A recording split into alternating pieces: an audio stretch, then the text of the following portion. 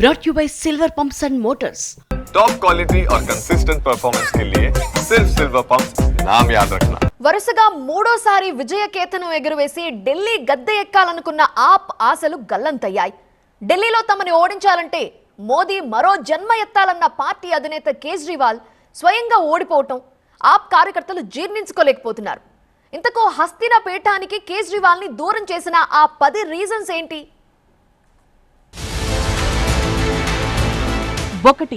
అవినీతి ఆరోపణలు. హస్తినతో పాటు దేశాన్ని కుదిపేసిన లిక్కర్ స్కామ్ లో ఆప్ అగ్రనేతలు ముఖ్యంగా అరవింద్ కేజ్రీవాల్, మనీష్ సిసోడియా, సత్యేంద్ర జైన్లపై అవినీతి ఆరోపణలు, అరెస్టులు పార్టీ ప్రతిష్టను తీవ్రంగా దెబ్బతీశాయి. రాజకీయాల్లో అవినీతి నిర్మూలిస్తానన్న కేజ్రీవాల్ అదే ఆరోపణలతో పరువు పోగొట్టుకున్నారు. లిక్కర్ స్కామ్ తో ఏకంగా జైలుకు వెళ్లొచ్చారు. మార్పు తీసుకొస్తారని భావిస్తే ఢిల్లీని మరింత అగాధంలోకి కేజ్రీవాల్ నెట్టేశారనే భావన ప్రజల్లో పెరిగిపోయింది. 2. కొంప ముంచిన శీష్ మహల్. కీలక ఎన్నికలకు ముందు తెరపైకొచ్చిన శీష్ మహల్ అంశం ఆప్ కొంప ముంచింది. జన్లోక్పాల్ అని నినదించిన కేజ్రీవాల్ కోట్లాది రూపాయల ప్రజాధనం ఖర్చు పెట్టి తన అధికారిక నివాసాన్ని మరమ్మతులు చేసుకోవడంపై విమర్శలు వెల్లువెత్తాయి. విపక్షాలు ఇదే అంశాన్ని భారీ ఎత్తున ప్రచారం చేశాయి. ఢిల్లీ ఓటర్లలో ఎక్కువ మంది విద్యాధికులు కావడంతో ఈ అంశాన్ని గుర్తించారు. కేజ్రీవాల్కు వ్యతిరేకంగా ఓటు వేశారు. 3. నెరవేరని హామీలు. పాలనలో పలు సంస్కరణలు అమలు చేసిన ఆప్ సర్కార్ ఎన్నికల్లో ఇచ్చిన పలు హామీలను మాత్రం నెరవేర్చలేకపోయింది. ముఖ్యంగా యమునా నదిని శుభ్రపరచడం, ఢిల్లీ రోడ్లను అందంగా తీర్చిదిద్దడం, పరిశుభ్రమైన నీటిని అందించడం వంటి కేజ్రీవాల్ హామీలు నెరవేరలేదు.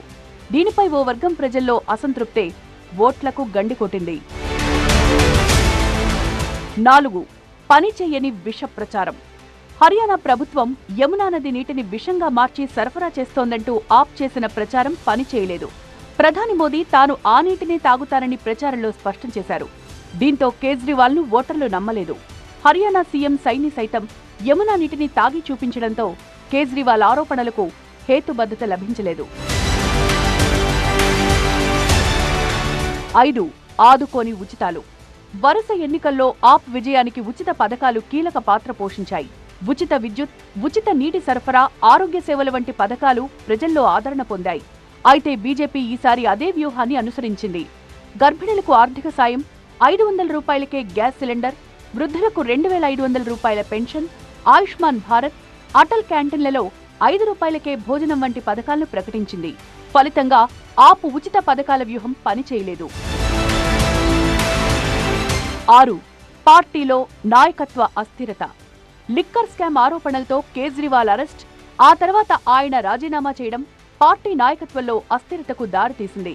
కొత్త ముఖ్యమంత్రిగా ఆతిషి నియమితులైనప్పటికీ కీలక ఎన్నికలకు ముందు నాయకత్వ మార్పు పార్టీకి సవాలుగా మారింది.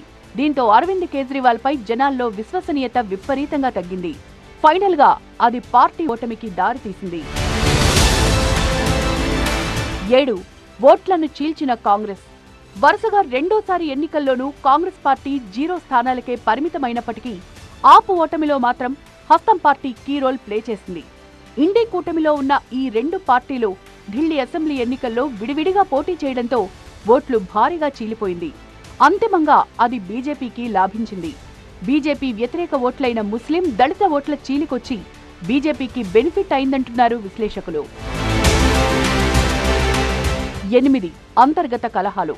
పార్టీలో అంతర్గత కలహాలు, కైలాష్ గెహ్లాట్, రాజ్ కుమార్ ఆనంద్ వంటి ప్రముఖ నేతల రాజీనామాలు పార్టీని దెబ్బతీశాయి. అలాగే పార్టీ సంస్థాగత బలహీనతను బహిర్గతం చేశాయి. లెఫ్టినెంట్ గవర్నర్తో వరుస వివాదాలు కూడా పార్టీపై ప్రతికూల ప్రభావం చూపాయి. 9. ప్రతిపక్ష పార్టీల ఆరోపణల ప్రభావం. ఆప్పై వచ్చిన అవినీతి ఆరోపణలు ప్రతిపక్ష పార్టీలు సమర్థవంతంగా ఉపయోగించుకున్నాయి.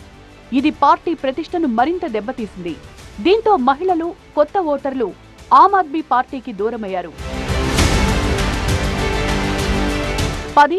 మోదీపై శృతిమించిన విమర్శలు. పరుష పదజాలంతో కేంద్రాన్ని టార్గెట్ చేసిన కేజ్రీవాల్ ప్రధాని మోదీపై పదునైన విమర్శలు చేశారు. అయితే మోదీ మాత్రం ఈ వ్యవహారంలో వ్యూహాత్మకంగా వ్యవహరించారు.